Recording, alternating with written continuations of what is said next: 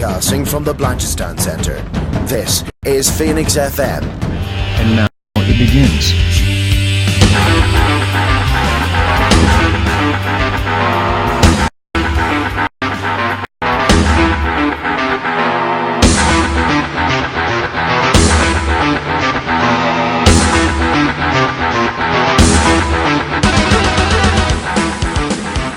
He'll answer anything. Like he said, he can tell stories for ages. But somebody asked a particularly embarrassing question, and I actually answered it. So anyway, I think I'll kick it off. And it's hard to see because there's the sun, roughly the lights, roughly the brightness of the sun are in our eyes. So I would say if you have a question, maybe I don't think there's mics in the audience. Are there? There are. Yes? Okay, sorry, it's the sun preventing me from seeing the mics in the audience. So if you have any questions, you can just come up to those, and then at least we can hear you. All right, so we'll start. I'm going to start off maybe with something.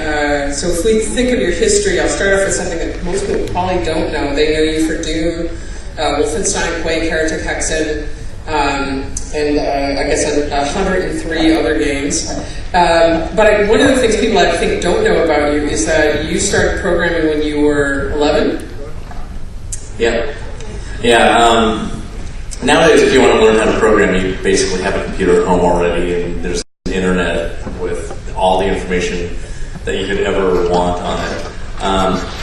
But back when I started learning how to program, most people didn't even have a computer at home, and this was in the 70s. So in 1979, I was totally addicted to arcade games, and I spent all my money in the arcades, and in 1979, Pac-Man wasn't even out.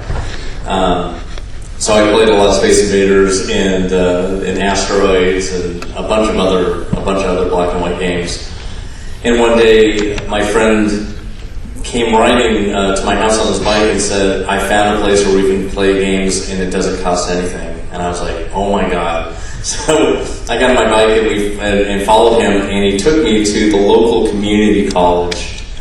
And we went into the computer lab, and there was a room with a bunch of terminals connected to a mainframe in the next room, which was like a whole room filling computer.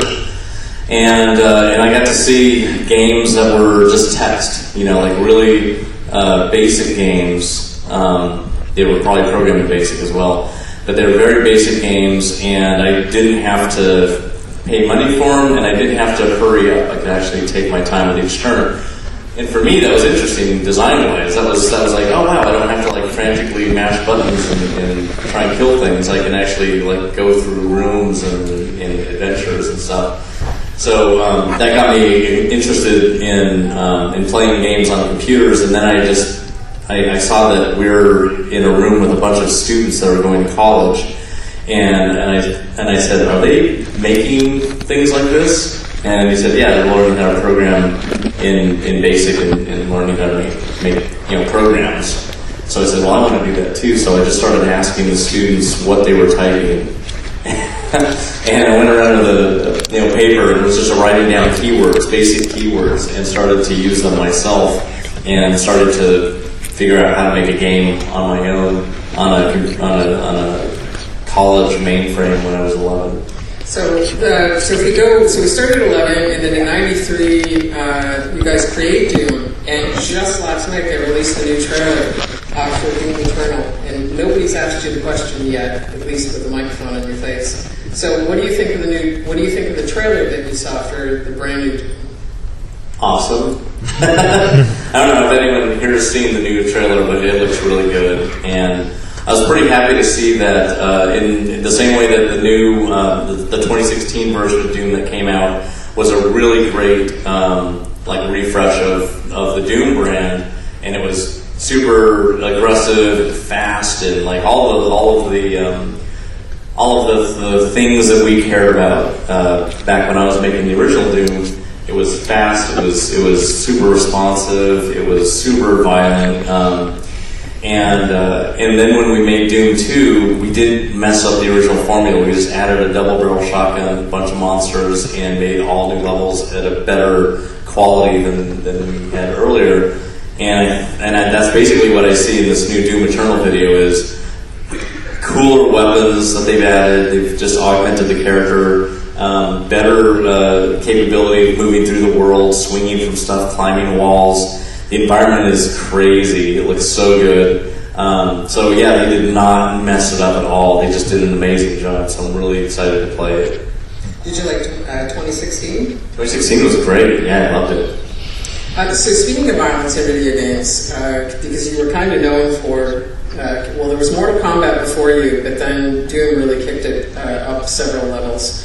I want to go back though to your first episode of violence in video games, which involves you in an arcade, and there's a story that is in the very beginning of Masters of Doom. Maybe I thought that you could share that, how your parents felt about you playing video games. Yeah, they didn't like the fact that I played video games, and they told me not to go to the arcade and play them, but I couldn't not go to the arcade. So I used to hide my bike behind the arcade, so when my dad would drive by and he didn't see my bike, then obviously I'm not at the arcade. But I guess he figured out that I was there since I wasn't at home, and decided to just go inside. And I was playing, I think it was Asteroids I was playing, and I was in the middle of playing the game, and I kind of heard some of my friends around go, "Oh," make some kind of noise, and then my head just basically got smashed into the arcade game. And then he just dragged me out of there and threw me in the truck and went and found my bike that was hidden and took me home and then beat me up some more at home. So it really made me want to make games. Revenge. Did he ever apologize for that? No. I mean, he told me not to go to the arcade and I did, so... Has he come to terms with the fact that you make video games for a living? Yeah. Has he acknowledged He's figured it out. That it worked out okay? It worked out all right, yeah. Does anybody, on that incredibly tragic question, does anybody have any questions before I keep going on? It's hard to see with the sun. Okay, nobody has any questions except the invisible man at the mic. All right. So let's move on to an embarrassing question. Why are we doing that? I'm kidding. All right, so let's talk about which game do you guys want me to ask questions about? You can just yell it.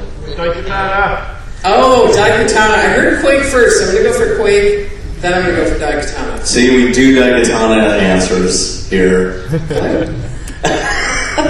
We don't avoid Daikatana. Let's talk about Quake first. All right, but yeah, I'm just going in order. So let's talk about Quake. What do you want to know about Quake? Trent Reznor? Yeah, he did play it. So let me say, that was the question. Okay, yeah. So the question was, did Trent Reznor play Quake? Yes, he did. Maybe talk a little bit about his involvement with Quake. Yeah, the reason why Trent got involved is because 9 Inch Nails group were huge Doom nuts, and their tour bus had four 46s on it, all LAN connected, and they used to deathmatch all the time on the tour bus when they got done with a gig. And we contacted a company called ICM in Los Angeles that represents companies and people, and we were kind of looking to see, is there anything that we can do with our brands like movies and books and stuff like that. So we got representation by somebody at ICM, and they just so happened to represent 9 Inch Nails as well. So they figured out that 9 Inch Nails liked our stuff and we liked Trent's music. So they basically got hooked up together. Maybe you guys could do something. And Trent came to the office, and we basically just got to talk to him. Found out he's a super, super intelligent guy, really smart, really cool. And he said he would totally be into making the soundtrack for Quake. So he came to the office probably about 3 or 4 times, and we went and hung out. And it was kind of funny that anytime he was coming to the office, somehow people knew he was coming. And it wasn't like it's, all over the internet, because the internet barely even existed at that point. But there were just women all over the bottom of that building waiting for his limo to pull up. It was, I don't know how they knew. But they just wait. He's up there for hours. They're all waiting for him to come back out. and so it was like, that's a real rock lifestyle there. But he did a great job, and he was even involved in Doom 3 as well with audio. So he played Quake definitely, and It was great that he did the music for it, but unfortunately we couldn't have the music as MP3s, and so I had to play off the actual CD, and that was a time where you install a game on a CD and then you put the CD away, and so you can't hear the music. The CD is not in the drive. It's not actually MP3s streaming from a directory. And that was all record company stuff. They're worried about people copying these MP3s if we just had them in a hard drive versus on a CD. So they wouldn't allow us to put it, to take it off the CD. So unfortunately, a lot of people didn't hear the music back then. But nowadays, there's a lot of Quake source ports out there, and the music's out there, and they play the music while you're playing the game now. So it's kind of came back. So we'll move on now to Daikatana. Since there might be kids in the audience, we'll also say that Daikatana had a famous ad campaign that went along with it, which rhymed with John Romero's going to make you his Twitch. We'll say, what was the Daikatana question? So they just want to hear about it. So I'll ask the question. So you have, let's just set the stage. What number was Quake in terms of how many games you've made? 95, almost 100 maybe. Yeah, so Quake, so you made 100, so let's say you made somewhere between 90 and 100 games. At that point, who's counting? And then you leave id Software on August 6th. 1996, and you are off on a great adventure. You are going to make this amazing shooter. Well, you're making a company, first of all. Yeah. And you're going to make this Ion Storm, and you're going to make this amazing shooter called Daikatana. Now, clearly, we know things didn't go that way. And it's tough because when you know what, I take Daikatana on my resume if I can also have Doom and Quake, if I can get away with that. But it's like you're going uphill, and then, ooh. So what happened? So many things happened. But the real high level of issues that we had developing the game was I brought in a couple co-founders that were not good to have in the company. And that really disrupted a lot of the people in the company, just having these guys in there. And the other issue was that when I was making games at id, I was working with people who had 10 years of experience making games, and they had made dozens and dozens of games just like I had. So we were basically experts when we got together and started id Software and making our games. Starting Ion Storm, I decided that I would bring in people who were modders and people who just had a ton of passion and knew how to do something associated with making a game. So people that had written like the Reaper bot for Quake, I wanted to bring him in to program on Daikatana.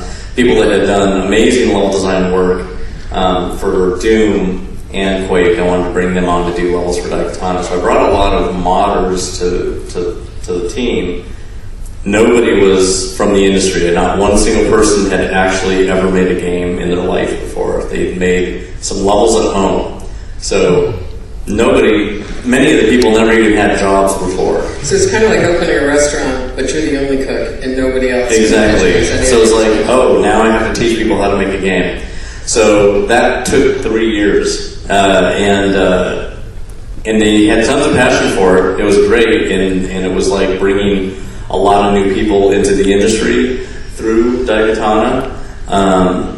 But it was really hard to make the game with people who had no professional experience. They didn't know what a real job was like or even best practices. And making games is really complex. And the passion was helpful for getting them through those 3 years.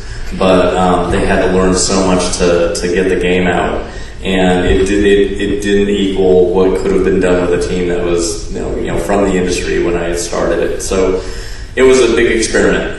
It was a big experiment working with a team of people who had passion but not really any industry experience. So they got a lot of experience. And the funny thing is the game has a lot of fans still. I have a lot of people emailing me saying, "Don't listen to what people say. I love Daikatana." There's almost like an emo fan club for Daikatana. Yeah, there's a lot of people who like it, and there's still servers up right now that you can connect to and play multiplayer Daikatana. But if I just summarize, sort of, I guess the bigger issues are that you worked with a really experienced group of people, and you decided you not to work with experienced people. Yeah, but you took it for granted. We'll say. I did. I took it for granted. Yeah. But overall, I mean, not every game can turn out great. And I also know Daikatana in the beginning had some. Even when it was launched, in sense people had corrected it, but had some AI issues where you were fighting the AI as much as you were fighting monsters. Yep, that's because the guy who was programming it had never programmed before. So he learned how to code while he was making the game as well. Oh. So if you're taking a lesson with Daikatana... this was an experiment. Check people's resumes. Yeah, that sounds... all right, anything else? Questions about Quake, Doom, Daikatana? Yes, sir. Okay. For those of you who have joined us, we have 6 suns coming down on us, so it will be hard to see if you raise your hand. Go ahead. I'm just wondering, have you ever heard of a game called Noah's Ark 3D? Of course. And what are your thoughts on that? Well, we wanted to license the Super Nintendo engine that we had written for Wolfenstein 3D, and there was this religious company called Wisdom Tree that wanted to license it for a non-violent game. And so we're like, okay, So they wanted to license Doom for... They want to license Wolfenstein on the Super Nintendo for non-violent games. And, I mean, we wouldn't do any work on it. We would just sell them our engine. So we did. We just, went, go ahead. So they made a game called Super Noah's Ark 3D, where you basically feed food to animals and they fall asleep. Instead of getting killed, you're poisoning. And it doesn't feel like poison because there's little Z's over. But, you're trying to put you're Noah, and you're putting all the animals to sleep so they can get on the ark. They're not afraid. Whatever excuse that game had for doing this. It was hilarious we just licensed the engine to them. It was not even anything that anyone outside of our biz guy had anything to do with, other than to say, yeah, go ahead. I can't say the conference, this is the first time you've been asked about Noah's Ark 3D. I think so. It's a pretty esoteric. You can ask the most esoteric things ever. Yeah. If you want. All right, any other questions? All right, yeah, I would say I saw your hand and then yours if you guys want to just go to the mic. You can go to the mic too. I'll make up embarrassing questions if you don't. Oh, wait, please go to the mic. Yeah, please go to the mic. People are like, no, we want the embarrassing questions from Brenda. I just want to ask, I don't know much about the very inner workings of Ironstone, but I know Tom Hall was there as well, and I quite liked the Necronox, and I know that game kind of got a bit of a shaft, and I'm just curious to know more of the details around that time and around what was happening, because it's something that I think a sequel would have been really nice. Mm-hmm. Yeah, there needs to be an Ironstorm book. There is a really great article on Salon that came out, 15 years ago probably. It's called An Elegy to Ironstorm, written by Christian Devine, who is the writer for the Life is Strange games. And he was at Ironstorm. He made the Daikatana story up, and he wrote on Daikatana. He wrote on Deus Ex. He wrote on Anachronox, I think. So he was involved with everything, and so he did a really great write-up of what it was like to be in Ironstorm. But Tom had a really cool vision to basically take Final Fantasy VII and make a Western version of that with his own crazy ideas. And that's basically what Anachronox was. And it took 4 years to make Anachronox. So when I got done with Daikatana, I worked on a prototype for just a couple months, and then I basically spent the next year working on Anachronox with Tom and the team. And I brought my team over to help Anachronox, so the team got 50% bigger to basically get that last year out. And it was great. I mean, it was really fun at that time making the game, because those co-founders were not in the company anymore, and the company was just clear of any kind of weirdness, and everyone could just focus on developing. And it went really, really well. The problem was that because of Daikatana, our publisher kind of looked at the Dallas office as being let's not spend money on that office anymore, meaning the games that they're making, let's not promote them. Deus Ex came out and it did amazingly well. Game of the Year did so well. Game of the decade for some places. So they focused their marketing on Deus Ex. So unfortunately, Anachronox was an amazing game, and they got no marketing because they just didn't focus on it because of the whole Dallas situation. It was like, get the game done, let's shut it down, and we'll just focus on the Deus Ex franchise going forward. So that's what they did, but unfortunately they left out this amazing game called Anachronox. It was totally Final Fantasy VII for the Western audience. Yeah, I think that's an important thing actually with thinking about Iron Storm, that you think of a combat where you've got the tank going in, sort of Daikatana was the tank, and it fell like a tank might. But ultimately... Actually, another game fell before Daikatana did. Oh, that's right. There was an RTS that we made called Dominion, and it was actually a game that was being developed at a different company that those two co-founders, they brought with them. And so they wanted to finish developing it, and they did. And unfortunately, that game came out when StarCraft came out, like the same day, and got just destroyed that game. And the funny thing is, if you actually do any kind of Googling about it, the developers of StarCraft came to an E3 and saw Dominion and went, oh my god, we need to change our game. Because the art was so good for Dominion. And the guys making StarCraft were like, we can't do what we're doing. This game is like going to come out and just blow us away. So they went insane on StarCraft for the next year. And then when StarCraft came out, it decimated Dominion. There was a game that I worked on that was similar to that, called Jagged Alliance, that probably nobody's heard of, but it released within, I think, the same week as XCOM. And they had aliens. It was the same kind of game, but with aliens. Yeah. So game development. Things like that happen. There's only 365 days in a year. Yeah. And there's like 1,000 games released on Steam per week now. Crazy. So yeah, it's crazy. All right. We have PBS. Go ahead. Hello. As a music composer, I'm dying, really hungry to know how was the process of your collaboration with Trent Reznor. Well, we didn't tell Trent how to make any music. Like, that was up to him. He got to see what the game was like. So when he'd come to the office, we would show him the latest build, and he would run him through the 4 different episodes, and he could see what the themes looked like and how fast it was, and just kind of get a general idea of it. While we're making the game, we wanted to have some music playing in it so we could also kind of be inspired by something that was maybe close to what he was going to make. So Trent had a friend who had made really cool ambient music, and he sent us a bunch of MP3s, and we just kind of hooked them up to levels. So basically, while we're developing Quake's levels, we're listening to somebody else's music while we're playing the levels, waiting to be able to switch them out for Trent stuff.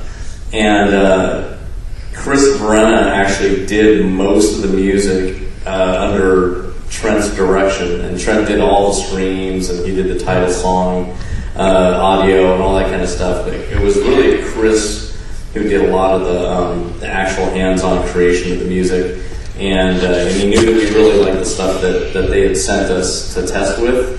So when we could switch out his stuff, it wasn't like completely different.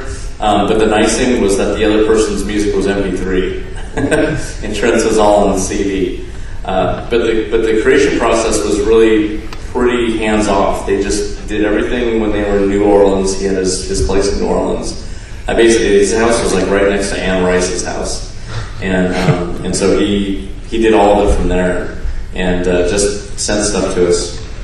The release of the game actually was held up because we were waiting for the 12 signatures from Interscope to release all of those songs. So yeah, involving people who are really famous really slows things down sometimes. Just this is random, non-embarrassing trivia about you. There was a point in your career when you had to choose between games and metal music. Because John is... I'm good. No, that was, you can actually, there's so many weird stories there, but John, I had a choice between singing metal and programming one. Although you have the hair for metal. Or art, Yeah. Okay, over to the side. Speaking of hair, what's the secret of your hair? Just like, there's going to be some magical properties of just it being so awesome. I know, because I'm over 50. I'm almost 51. And usually people don't have hair that long. So, or they don't have 5 times the hair they actually. No. people, yeah. So I get this question every once in a while, and it's funny because it's like cheating because it's just genetics, really. On both sides of my family, one side is Yaqui, Pascal Yaqui, in Native Americans and Aztec, and the other side has Cherokee. So long hair is inevitable. It's going to happen. And none of my family's hair went away, so they didn't lose any hair. And then people ask me what kind of shampoo and stuff. Just normal stuff. Nothing special there, except that I use this hair oil stuff at the very end to stop all frizzy kind of stuff. So I glue it on my hair, put some hair oil on it, and that's it. You've donated it to Lox a couple of times. Yeah, I cut it all off a couple of times. Donated it. All right. Yeah, anything else you need to know about hair? That's pretty, yeah. Here, have some DNA. Hi, yeah, so I just want to say Quake 2 was probably, the soundtrack of that game was probably what got me into metal music at the time. Absolutely loved that soundtrack. Loved it. Yeah, absolutely amazing. My question was actually regarding the constraints of building games in the 90s as well, because obviously a big thing of like Doom and so on was the 2D enemy sprites in a 3D space. So I was wondering what it was like working with the technological constraints at the time. Yeah, every time we made a game, it was like starting from scratch at that time. So even going from Commander Keen to Wolfenstein was so different. Even though we could luckily use my tool that I wrote to create levels, we were creating them in a more abstract way with Wolfenstein. We're still using sprites, so 2D is there forever, And then when we start moving into Quake technology, where we're doing everything in 3D, and there's no sprites except for UI, user interface stuff on the screen, status bar, and all that, we had to figure out how do we make 3D models? What do we use? We have Deluxe Paint 2. That was the only program we had. So at that time, I don't think there was any really good 3D program on the PC. At that time it was 386s and Pentiums were just starting, Pentium 90, 60s and 90s. So we bought an SGI Gecko, or the Indigo. This SGI Indigo, they were teal colored 90s, teal colored 80s, teal colored computers that ran a program that was called Alias. And so Alias was the program that we used to create our 3D models. And even the skinning process of putting a texture on all the sides of the model, which is called skinning, where you have to take the polygons and flatten them out on a 2D surface for artists to just draw on, because you couldn't draw on a model like you can nowadays with ZBrush and Substance and all that. This is ancient history. So you had to basically take a texture, all the textures on the character get pulled out. Unfortunately, at that time, skinning was so limited that a lot of the side textures, if you didn't have a point at the ends of the side of a character, it would just streak pixels down the sides of the character. So we did have streaks in some of those characters if you look really closely, but we tried to eliminate most of them.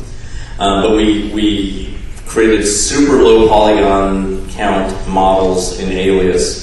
Just to give you an idea of how limited we were on polygons and rendering and stuff, when we were drawing the scenes in Quake, the screen was only 320 by 200 pixels, 320 pixels across, 200 high. It was full 3D, so when we were drawing the graphics, there was no such thing as a 3D card back then. We couldn't just send things to a card. Nowadays, you just send polygons to a video card that just renders it on the screen, perspective correct texture mapping and all kinds of shaders and stuff. Back then it was like we had control of the screen memory where every dot was being placed, and so to draw the polygons we had to figure out all the calculations for how we would take a 2D texture and change it to be, this weird angled polygon on the screen and draw every pixel correctly so it looked like it should from that angle. It took a year of really hard work just to make that part happen. And as a comparison, before Quake, when we made Doom, it took 2 months to make it, make Doom's engine, basically render a world. And with Quake, it took like a year to get that solid. So it was really difficult making it, having to put every pixel on the screen individually. So because of that, we need a high frame rate and all that. We had to limit the amount of polygons we could have on the screen. We limited ourselves to 350 polygons for the world polygons, and then we just kind of limited ourselves on the polygon limits on the actual characters themselves. But the world only had 350 polygons. Like, you don't even have less than that in someone's hand nowadays, or even a finger. So it's crazy, but yeah, it was like starting over every time we made a game, and it was just like lots of technical problems to solve. But it was we knew we could solve them. It was just like, how fast can we do it? Because other people in the world are trying to do the same thing. We want to be first. Okay, quick question. You only get to give the answer because it's a horrible question to ask you. You're going to an island. You only get to bring one metal album with you. Oh my god! No, you can't say, "Oh my god." Which album's gone? All right, in the meantime, while you're thinking of that horrible answer, go ahead. Hey. What is your favorite mod that you've ever seen of a game that you've worked on, and why is it Brutal Doom? You answered it. And why is it Brutal Doom? If we had come out with Doom looking the way Brutal Doom looks, the whole violence in video games thing would have been way worse. Can I actually, so just because it's an interesting thing that people might not know, so in addition, this isn't about me actually, but I'm also a game historian. So on December 9th, 1993, in the floor of Congress in the US, was this huge debate about video game violence. And Sega was there, Nintendo was there, like all the big players were there, and people had had enough of this horrible video game violence because of Mortal Kombat. Hold on, you show up tomorrow. Mortal Kombat was out there, and it was, you could rip a guy's heart out, which was, I don't know, 10 pixels or so, and then Night Trap. So this is December 9th. Meanwhile, do you have any idea what's happening? No, we don't care. And then what happens the next day? Yeah, we released Doom the next day. Just so we can understand the Let's context. define violence in video games right now. So we can understand, so Brutal Doom, if Brutal Doom had been released, oh my goodness. Unbelievable. They would have done it again. They would have had to run that whole thing in Congress again if Doom had come out the way Brutal Doom works today. It's amazing. So who's coming to the island with you? There's no way to know. I mean, you got. Well, I said with Judas Priest, obviously. It's either one of those. Okay, but you got to pick one out. It's really hard. All right, I'm going to give another question. You got to come up with an answer. Go ahead.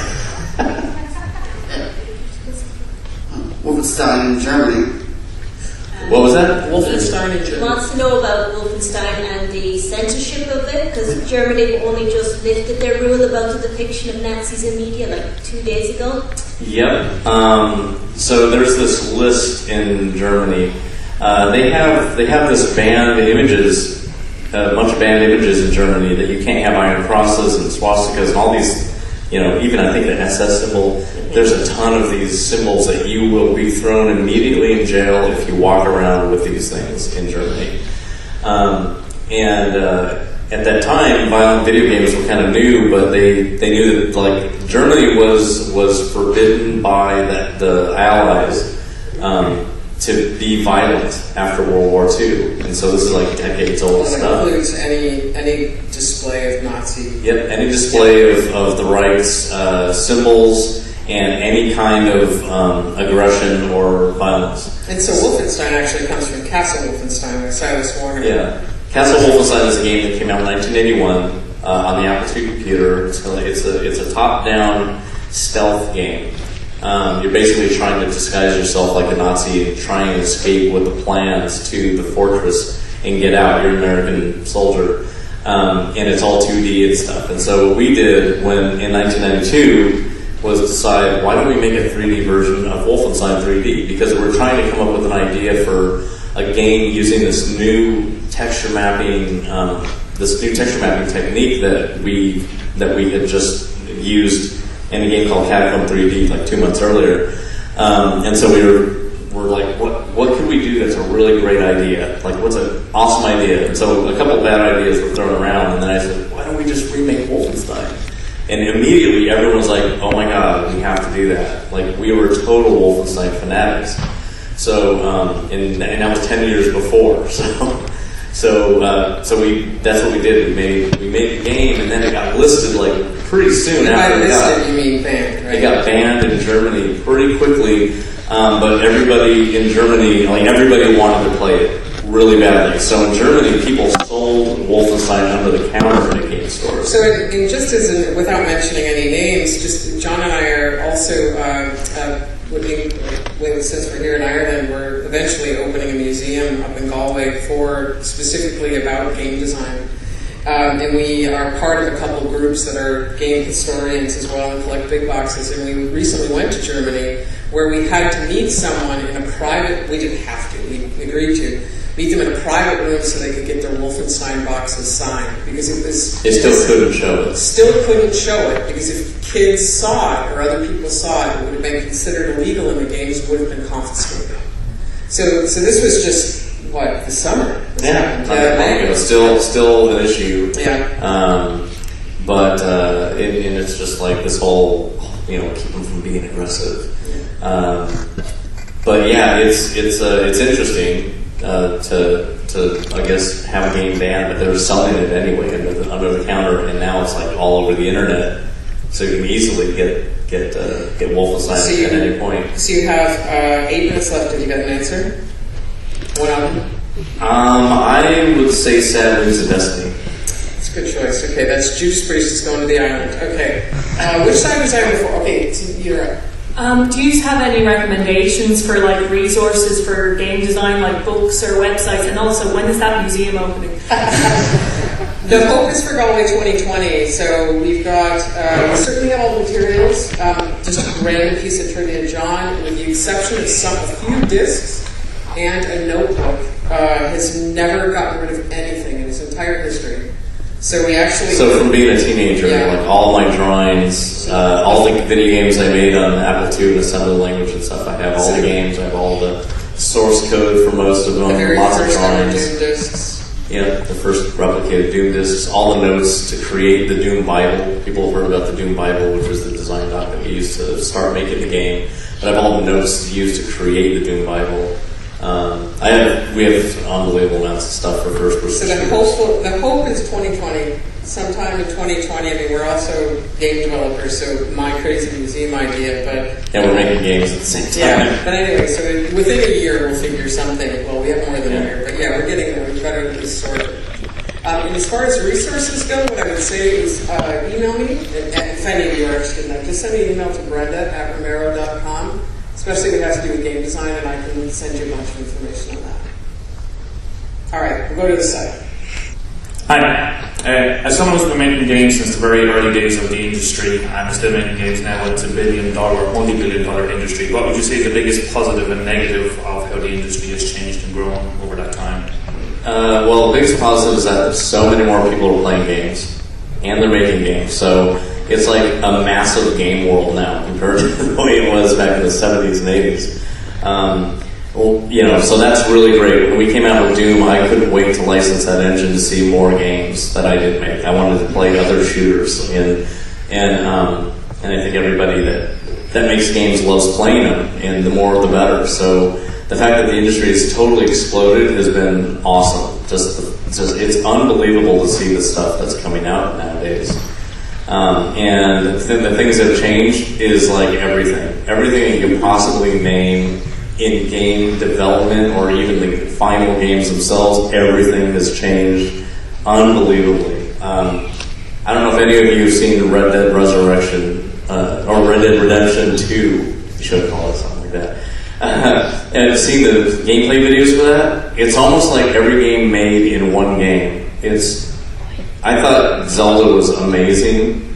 The Breath of the Wild, but oh my god, this Red Dead Redemption 2, insane. I don't even know how long it would take to make something like that if you didn't have a giant team like Rockstar. Yeah, part of this question, I think, was, and my guess is you'll agree with this, is like, what's the worst thing? And I feel like the worst thing for me is because there's so many great games being released, and this awareness, if I quit my job this minute and do nothing but play games until somehow I drop dead, which I guess if I did nothing but play games, that would happen. But there's just no way to play every single game. There's 1,000 released a week. Yeah, you can't do that. But to play like, even with the really great ones. Just the great ones, yeah. And just the fact that like the whole game industry was started by indie game developers. Publishers were just a couple people who took submissions from people who were indies making games and distributed them. So the industry was started by indies, but it's so great to see how big the indie community is nowadays, and the kinds of risks that they take with their game designs, and the fact that I think that the indies have pioneered the narrative exploration genre that's emerging right now with What Remains of Edith Finch and Thomas Was Alone and Firewatch and Her Story, and just all these games are amazing. But it's so cool to see how diverse the topics are for games now. It used to be shooting aliens, and now it's about everything. So you've got 3 minutes. All right, so we're going to this side and then back to that side. So you're now enlightening on questions. So with the new Super Smash Bros. Game that's coming out soon, would you ever add like any characters from Doom in the future in the game now, or? I wish Doom God was in there. The Doom Slayer now is what we call him. But yeah, he'd be awesome. But would you ever like add him to the actual Super Smash Bros. Roster, like if you contacted the Nintendo? Well, I don't work at Bethesda or id anymore, so they would probably do it. Probably Bethesda would be the one in charge of that. But yeah, that would be really cool. Especially if it was in document. Yeah. Hello, how's it going? So basically, I found out what video games were by being shown Doom 2 on a monitor on a Windows 95 when I was a toddler. I hadn't seen anything on screen before. Thank you, John. But so I feel like there's a little bit of ownership. There's an Irish experience of video games. We were exposed to them, in a way that should be unique, maybe, or maybe because it's a different market in Europe or whatever. But is there anything you've observed from living in Ireland about how we interact with games here? Do you feel that there's an Irish experience that's got a flavour to it? I don't think I've really. We've seen game developers in Ireland developing games that are Irish, that only they could develop, that they really understand. And it's cool to see that, to see that people are kind of making cultural games, like what was it, Never Alone, or He was Never Alone, yeah. Yeah, Never Alone. So we're seeing some more of this cultural stuff.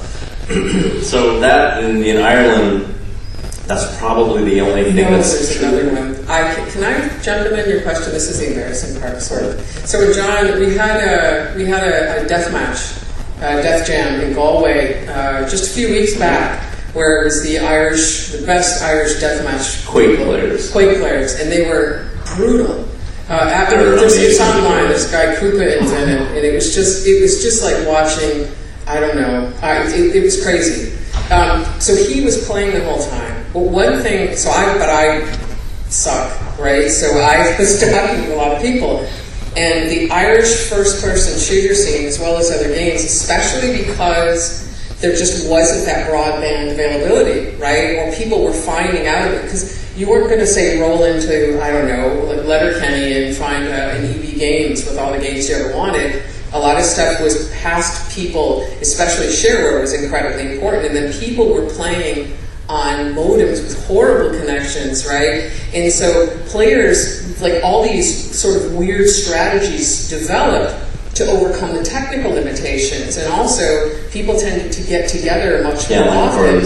And then they would say, like, Koopa would go over to London or something and compete, and they would discover Swedish players were doing this one thing. So one of them would bring that back to Ireland, And then, but the players, there became this very unique play style in shooters that was happening in Ireland, influenced largely by, well, first of all, the Irish players that were internationally competitive, and then Swedish players. And so when they first met the guys from America, the first teams that they met from America, funny enough, had not seen some of these new techniques and just destroyed. Just absolutely got destroyed. But because of the lack of broadband availability, there were people playing in person, and they got to know each other really well. And like, I had such a great experience seeing these guys who, in some cases, didn't even know each other's names. Like, and there was never saw who. I've seen never saw each just other. because I think there are kids in the audience. I'm just going to make something up. So let's just say a guy came up and he was like, "Hi, I'm Eamon." Right? And the other guy shakes his hand. He's like, "Oh," and they're trying to see. He goes like, "Dump truck." And I go like, "Oh, dump truck! I haven't seen you for 50 years or whatever." But anyway, that ended up just being a really great experience. So yeah, there are unique things. And with that, John is now officially 1 minute over. Judas Priest, Saturn's Destiny is going to the island. You're still a metal fan. All right. Yeah. Yeah? Okay, thank you very much.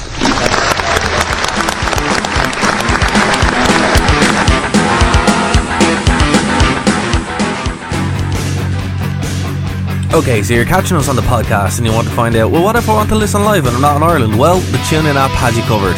That's TuneIn. Just look for Phoenix 92.5 FM and you'll be able to check us out live. Don't forget, if you want to contribute to the conversation, go over to Twitter. Nerd2KnowPanels is our Twitter. That's Nerd2, the number 2. No, 92.5 is our Twitter for the show. If you want to chime in, you can. Every Saturday, 5 p.m. to 6 p.m. here on Phoenix 92.5 FM.